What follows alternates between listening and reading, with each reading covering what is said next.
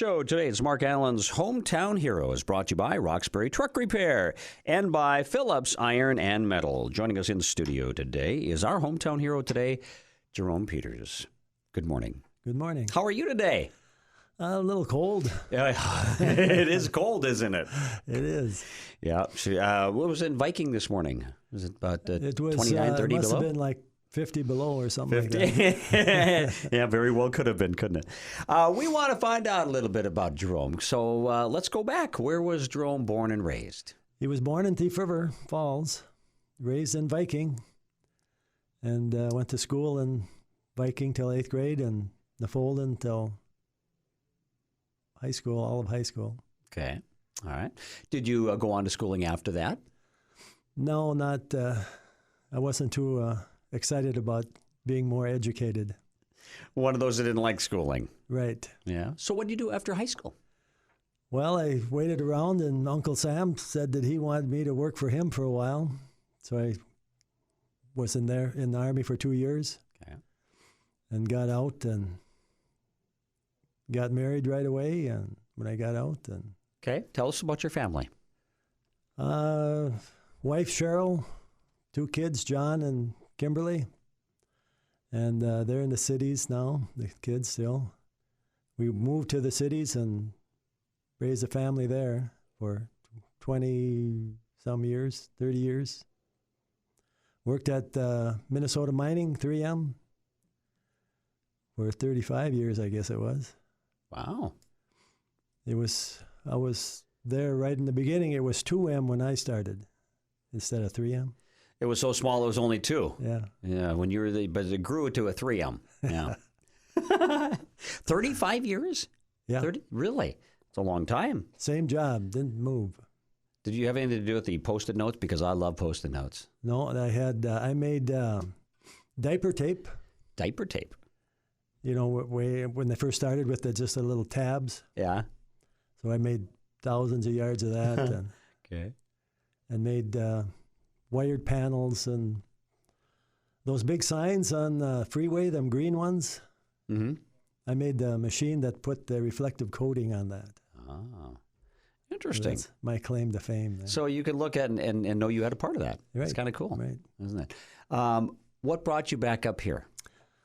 Well, we got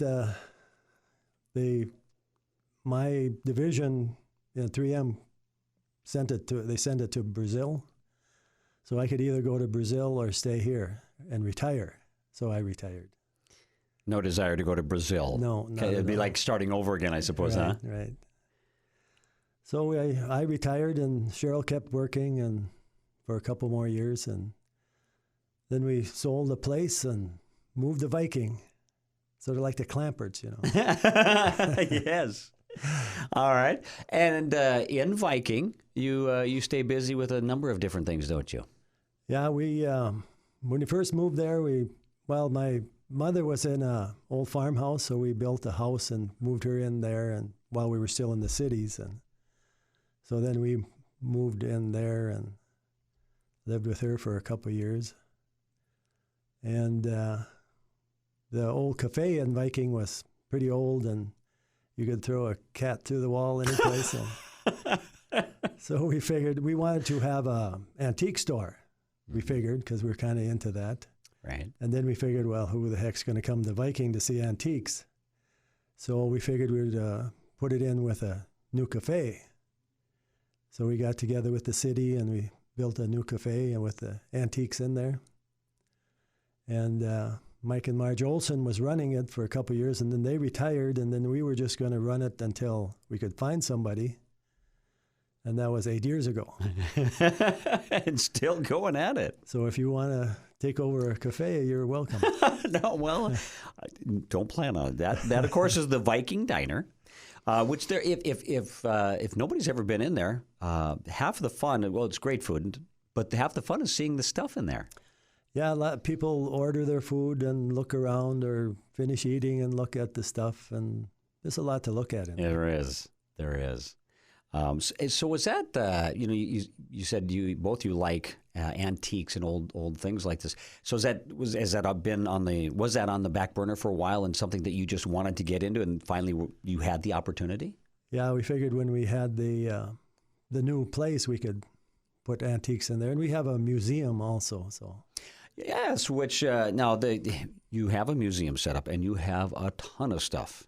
yeah, it's quite a bit. How did you come up with all that? I mean, is it like just years of picking stuff up or what? Well, if you're as old as I am, you pick up a lot of stuff in your lifetime. We went through About a lot 60 years worth? Is that all? Is what you're saying? well, maybe a little more. Oh, okay. All right. But you found a lot of things. If nobody's been up there, you have a building full of very interesting stuff. Yeah, we built the building when we was moving to put stuff in, and then we decided, well, maybe we should, instead of just throwing it in there, we could do it a little, make it look nice, and then we insulated, and then we finally got it all set up so it looks good. For those, and here's the thing that I've always noticed about when I'm up there. It's this isn't. To me, it doesn't seem like this is out. Jerome set out to be a millionaire with all of this antiques. It's like I've got all this stuff. Everybody come and look at it because that's what you. It seems like that's what it's here for. You just want people to see all this cool old stuff. Yeah, it's kind of makes me feel good, I guess. Like people come and look and say, "Oh, this grandma had one of these," or if they're older people, and says, "Well, I used to have one of these, and this I used to run this cream separator, crank it," and people just think it's pretty good, and they relive their past. Yeah, yeah. Now, when it gets this cold out, people don't come to the museum in cold weather like this, but it is open like throughout the summer off and on, or people can stop by. How do you work all that? Whenever I'm there, it's open. Okay, so that's kind of how it works. Yeah, I try not to leave Marshall County too much. That's right. No, you don't. And of course, same with the Viking Diner. Now, I don't know, is that open like every day or is Monday through Friday, 6:30 till 2:30, and then Saturday till 10, 6:30 till 10. Okay. Just breakfast. And you know what, Jerome? Here's the thing. It's in a small town. Cafes just don't last. They're not there. The people can't. You have to put so much time and effort and not expect a whole lot out of it. And yet you guys continue to keep this Viking Diner going for people. Well, we get a lot of support from the local people. We get a lot of volunteers. Like on Friday is dumpling day. Yeah. And we make like, I don't know, 150, sometimes 160 dumplings. And they're gone by noon. And people come at 10:15 to 10:30 and start. And then I must say that my wife does all the cooking. I'm very poor cook. You're in the background. You help serve, though. You know how to throw an apron on and get your hands dirty. They just let me do the stuff I'm capable of doing. Which I know you're one of those that you like to credit your better half, too, because you guys make a pretty good team, don't you? Well, you know, behind every successful man, there's a woman pushing him along. And in this case, it's true, isn't it? Yes, it is. Yeah. And, you know, I'm kind of a stick in the mud, so if I was by myself, I wouldn't do too much. Yeah. So. It's good to have her with. There's no doubt. Our guest today, Jerome Peters from Viking. Our show, we're going to talk more about him in just a moment here. Our show brought to you by Roxbury Truck Repair, reminding you of our Roxbury Truck Repair, a truck shop with truck and trailer maintenance and repair. It's Roxbury Truck Repair of Thief River Falls. Stop on in or give them a call. And Phillips Iron and Metal, accept all ferrous and non-ferrous metals, including but not limited to stainless steel, copper, brass, aluminum, lead, insulated wire, nickel, high-temp alloys, precious metals, etc. Whether you bring the material to us or bring us to you, we provide quality service at competitive pricing with Phillips Iron and Metal. What else do you do, Jerome, when you have time to do other things? What are some of the things you like to do? Well, in the fall at Halloween, we have about 140 kids at the Viking Elementary or something like that. So I give them hay rides, and then I grow a bunch of pumpkins, and I take them on a ride, and they take them to the pumpkin patch, and they pick pumpkins, each kid. So I have to have like 150 pumpkins or something like that. So you have to have a big pumpkin patch. Yeah. And so it takes. And you don't charge the kids for that, do you? No. Yeah, that's right. So it's about 4 trips or something like that.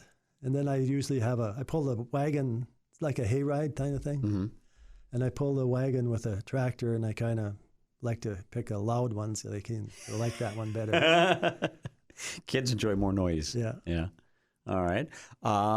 What else? What else do you do? Well, we're we bought a caboose Okay. in St. Hilaire, and we got that up on the slab, and now we're redoing the inside. So it's going to be like a little apartment. And is that like next to the diner, or where is that? Yeah. So we're thinking it might be like a bed and breakfast kind of thing. Oh, that is so cool. So maybe by next early summer we might have it done. I'm not sure. Okay. Another project in the making. Yeah. Okay. Viking is a community that you guys are busy with a lot of good old days. Now, it wasn't, it was tough to keep this going because volunteer is tough, right? Well, it was 2 years ago I had some medical issues, and so I couldn't do anything, and so everybody kicked in, and we were kind of burnt out after that. So we was thinking about not having it, but then people wouldn't let us quit. So we had it anyway, and we decided now we'll just keep going until we drop. Until you drop, yeah. It's all volunteer time. It's a time you put in, but it's something that you love to do, right? Yeah, I like thrashing and stuff like that, and we have parade and all that stuff, and the whole town gets together, and if they didn't help, we could never do it.